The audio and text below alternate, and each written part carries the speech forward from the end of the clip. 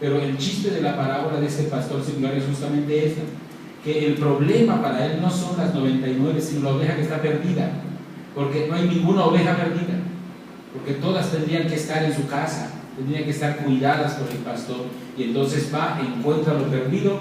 Y esta parábola no nos dice que la oveja tuviera ninguna característica particular para que fuera buscada por Jesús, que fuera la más gorda, por ejemplo, o la que tuviera más lana, o que fuera a producirle mayor ganancia económica. La única razón plausible es que está perdida y ninguna oveja debe estar. La razón de esta actitud es que el pastor tiene un corazón sensible y no soporta que haya una oveja fuera del rebaño.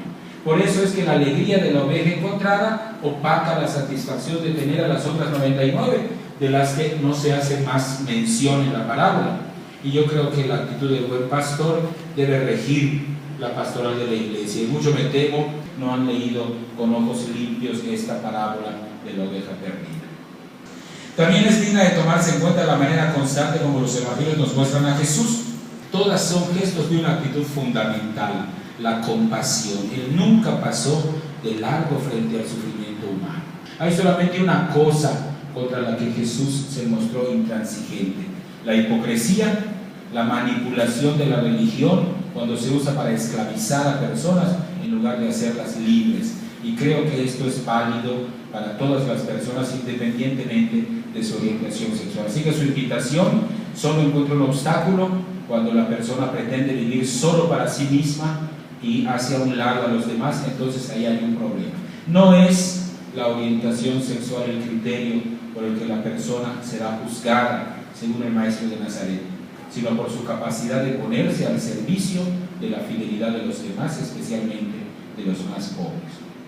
Esta es la discusión actual. Esta discusión actual está dentro también de las iglesias. En las iglesias católicas y evangélicas estamos en una profunda discusión.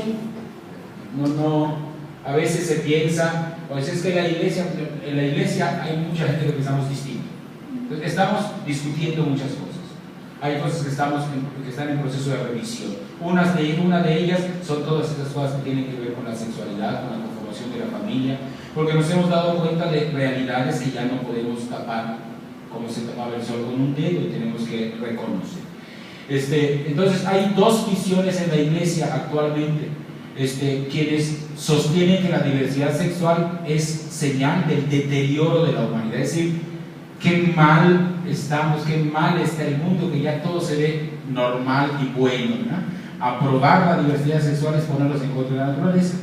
Y hay otra sección de personas en la iglesia que pensamos que la diversidad sexual no tiene que verse como amenaza, sino como regalo, y que Dios construyó su pueblo a partir de las diversidades. Acaba de pasar, para los que son católicos y alguna vez se son a una iglesia, acaba de pasar la fiesta de Pentecostés.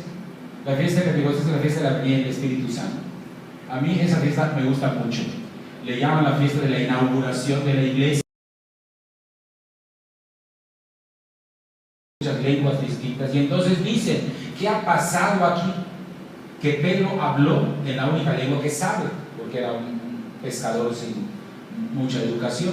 Él habló en su lengua, pero todos lo escuchamos como si estuviera hablando en la nuestra. A mí me parece que ese detalle, puesto justo al inicio de la iglesia, implica que la voluntad de Dios al fundar la iglesia fue que las diversidades no desaparecieran, sino que dejaran de ser motivo de división y se convirtieran en enriquecimiento. Por ello, mi familia es una familia absolutamente común y corriente, con muchas virtudes y un montón de defectos. Una familia, pues, como todas las familias humanas que me rodean. Y he tenido la oportunidad en estos años que he servido en el ministerio de presbítero católico de conocer un montón de familias de todos tipos, nucleares y extensas, monoparentales, biparentales, homoparentales, familias donde la experiencia de paternidad y maternidad han sido sustituidas o generadas por otros miembros de la familia, tíos, tías, abuelos, familias conducidas por mujeres solas, familias con vínculos legales, familias con vínculos legales y religiosos, familias que consideran innecesarias las formalidades jurídicas. Es sociológicamente muy moderno.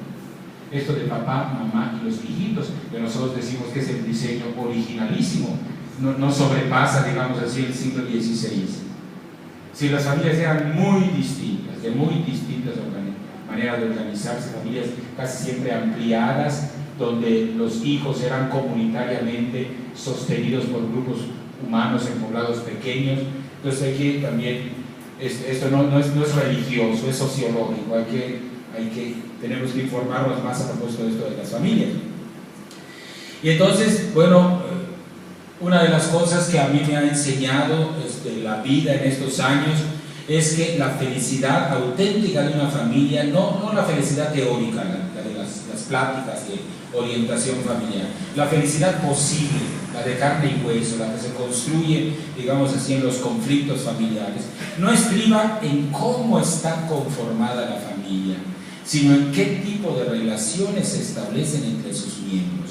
Y creo que cualquier persona podría llegar a esta conclusión si mira los cambios que se han ido generando o registrando en la familia.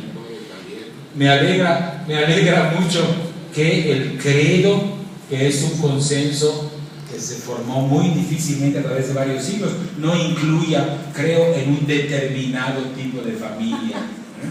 Porque yo quisiera que todas las familias, como quiera que estuvieran conformadas, tuvieran la oportunidad de iluminar su experiencia con la enseñanza del Evangelio. Y no creo que esto se logre haciendo a un lado, digamos, algunos tipos de familia en favor de otras.